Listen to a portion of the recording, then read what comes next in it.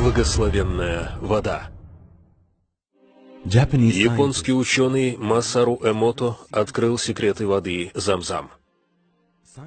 Наукой обнаружены новые факты о воде Замзам, а также то, как на воду влияют аяты из Корана.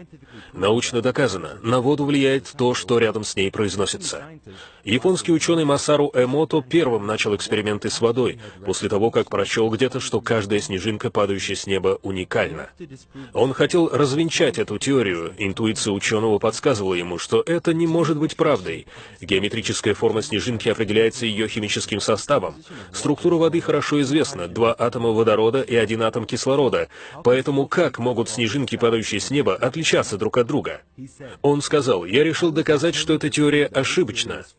Он построил лабораторию с аппаратом глубокой заморозки, имеющим регулятор, потому что ни одна жидкость, подвергшаяся мгновенному охлаждению, не может принять геометрическую форму. Заморозка должна быть медленной, чтобы атомы могли кристаллизоваться и принять форму, установленную Богом.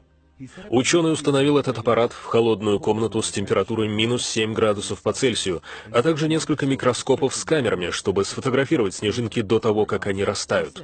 Он сообщает: «Я взял образцы из 2 кранов в лаборатории. Я заморозил их, и каждый образец дал отличающуюся снежинку. Эти образцы были взяты из 2 разных источников, 2 разных рек, из 2 разных озер». Результаты этого эксперимента сподвигли ученого провести подробнейшее исследование воды. Позже один мусульманин познакомил доктора Эмото с водой Замзам, чтобы он смог проводить опыты с ней. Ученому не удалось кристаллизовать воду Замзам, даже начав разбавлять ее обычной водой. В конечном итоге ему удалось кристаллизовать воду Замзам, разбавив ее дистиллированной водой в соотношении 1 к 1000, и он получил кристалл уникальной формы. Образовалось 2 кристалла, один на вершине другого.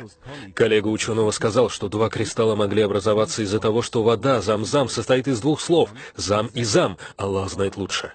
Масару Эмото рассказал: «Мой коллега-мусульманин предложил воспроизвести рядом с водой аяты из Корана. Он принес магнитофон и включил несколько аятов. И мы получили кристаллы самой идеальной формы. Субханаллах. Сейчас вы видите реальные фотографии кристаллов, получившихся после того, как прозвучали аяты из Корана». Доктор Эмото также упомянул, что мусульмане произносят бисмилля, что означает именем Бога, перед тем, как пить воду. И это практикуется мусульманами еще со времен пророка Мухаммада, мир ему и благословение Аллаха. Выяснили, что слово «бисмилля» улучшает качество и структуру даже обычной воды. Альхамдулилля. Доктор Эмото завершил свои опыты с водой, которые продолжались 15 лет. Он опубликовал книгу в 5 томах под названием «Послание воды». Он сообщает: «Я доказал, что вода способна мыслить, понимать, чувствовать и выражать себя». Эмото написал следующее: «По качеству и чистоте в воде Замзам не найдется аналогов во всем мире». Он много исследовал воду Замзам и обнаружил, что если перемешать 1 каплю воды Замзам с 1000 каплями обычной воды, то качество этой обычной воды возрастает до уровня Замзам.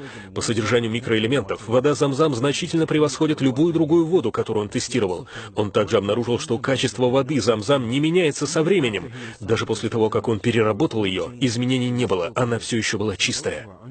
Для тех, кто не знает, что такое вода Замзам, мы кратко расскажем. Источник Замзам открылся Хаджар, второй жене пророка Ибрагима, мир ему. По приказу Аллаха Ибрагим, алейхиссалям, оставил свою жену и сына в одном месте в пустыне и ушел.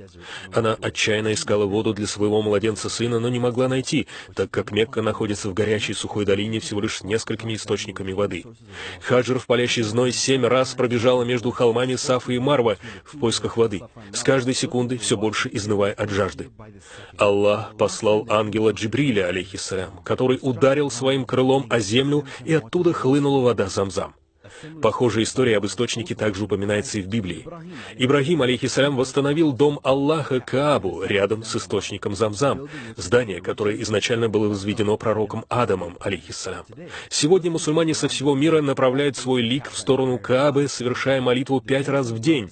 Источник Замзам располагается примерно в 20 метрах восточнее Каабы.